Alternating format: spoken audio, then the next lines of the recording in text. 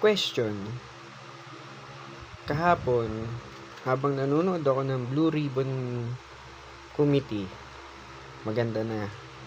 So, lumabas na yung dapat ilabas ng mga pangalan. So, andyan na, maganda na yung takbo. So, gumaganda na siya. Meron lang ako napansin.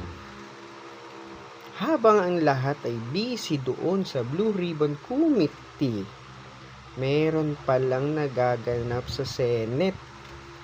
Ura-urada, biglang pinalitan si Chis Escudero ni Soto. So, wala naman akong pakialam kung sino man ang maging ano dyan.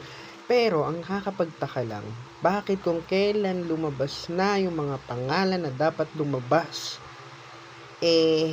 bigla-bigla naman nagpalit ng Senate President. So, meaning to say, pagka pinalitan ng Senate President, magbabago yung mga chairman. So, maybe, mapapalitan yung chairman ng Blue Ribbon Committee. Ang tanong, sino ang papalit? At ipagpapatuloy ba ang nasimulan? Yan ang magandang tanong. Yun lang ang question talaga doon. Bakit? Hindi kaya may niluluto na naman na taktika? Malalaman natin yan